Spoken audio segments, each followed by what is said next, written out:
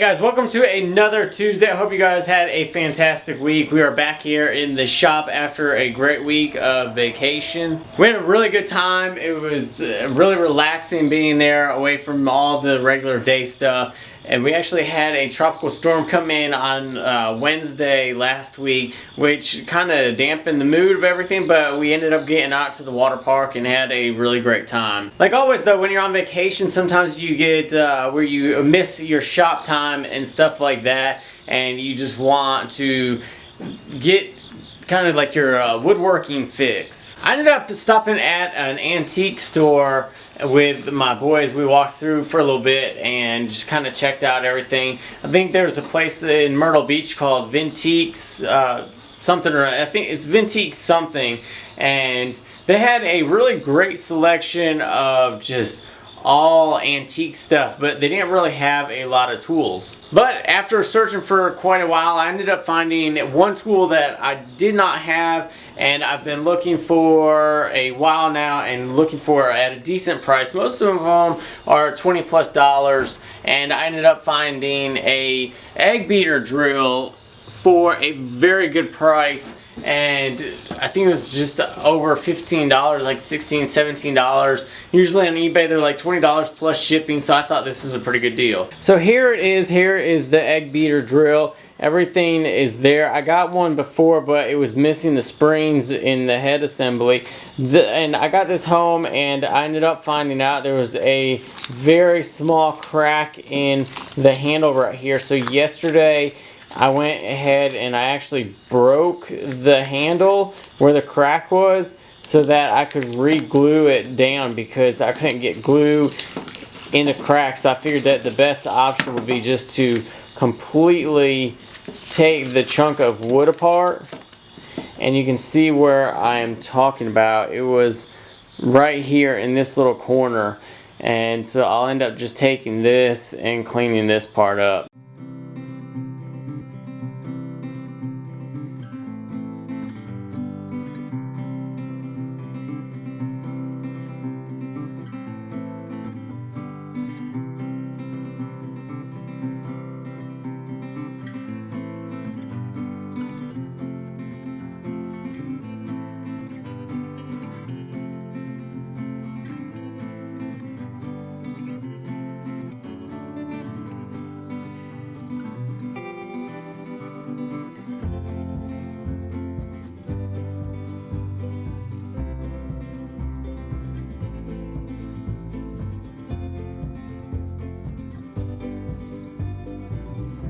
So I went ahead and taken off all of the lacquer finish that was all over this, and I'm just going to be cleaning up the metal with a Scotch-Brite pad real quick.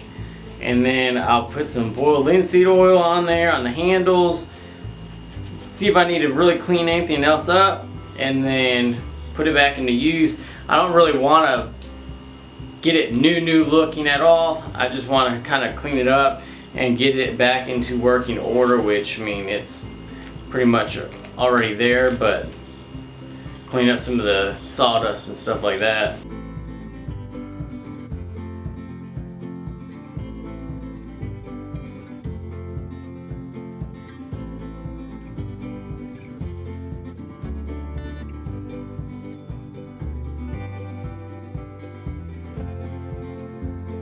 Now I got the boiled linseed oil out. I'm just going to put a little bit of that on the handles and stuff and let this stuff soak in for a little bit. I might give it a spray lacquer finish maybe next week after this really soaks in. I get a couple new coats of oil on there and really make sure that it's all nice and saturated. I love the way the boiled linseed oil always smells. It always smells good. It's like one of my favorite finishes just because of the smell. Alright, well that's it. This is as far as I'm taking it. I'm going to let all that soak in, probably put a couple more coats of the oil on, and then start being able to use this one. I have this bigger one right here that's a 2-speed, but all the stuff in the base of it is no good. So this one can't really even be used right now. Sucks, but That's why I went ahead and picked up this nice little egg beater. Alright, so let's talk about last week's project. I really had a lot of fun messing with the lathe last week. I haven't ever turned a mallet and thought that it would be fun, and I had a couple of scrap chunks of wood that I just threw together, and I thought it turned out pretty nice. I don't know why, but it seems like everything I do with the lathe, it always ends up with these 3 little burned accent rings, which is completely fine with me because I really like the look of them. I think they add a whole little something extra, like a little extra touch, kind of break up the straight lines of the project. When I first was going to do the mallet, I wanted to practice on something, just kind of see what the design or the shape was going to be like, and I ended up making this one from a chunk of pallet wood. So never pass up pallets. This is good for like little projects, something that you don't really need a whole bunch of weight behind. Alright, so let's talk about this week's project. This week I'm doing the kitchen bench build. Now, if you've been following me on Instagram or anything like that, you know that this has been going on for about the past month or so. I built these tables like 6 or 7 years ago, maybe more than that, and we need the benches now. It's been way overdue, and I figure I would go ahead and get these done this week. I wanted to keep this completely simple, like traditional joinery methods, mortise and tenons, and just glue it up that way, clamp everything together, and be happy with it. But there's one issue I was having. With this cheap pine that I got at the big box store, I kept on having wood blowout on my mortisings.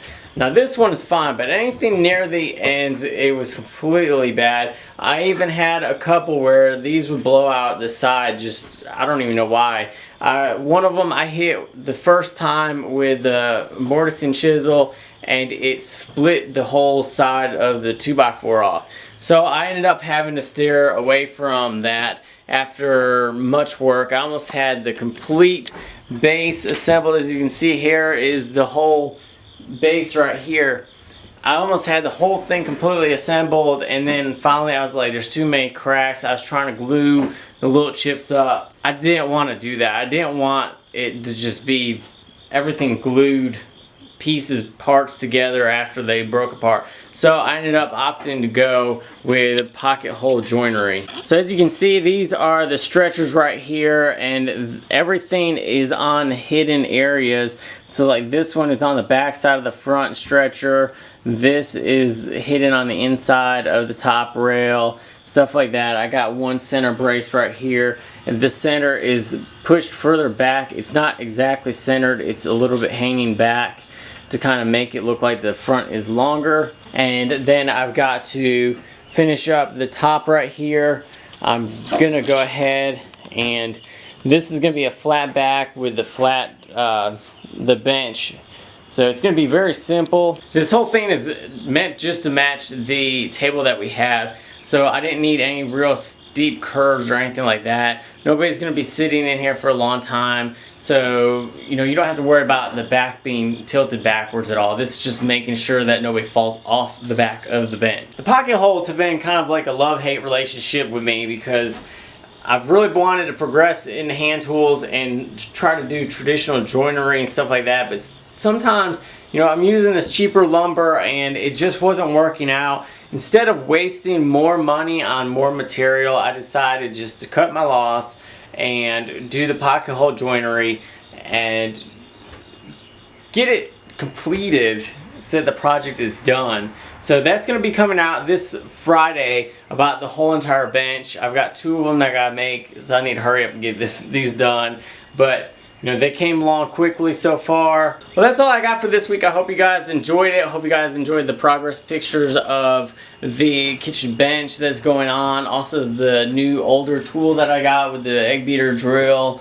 And also make sure you stop by the channel and check out the chisel rack video. It's working out really well. I'm really happy with it.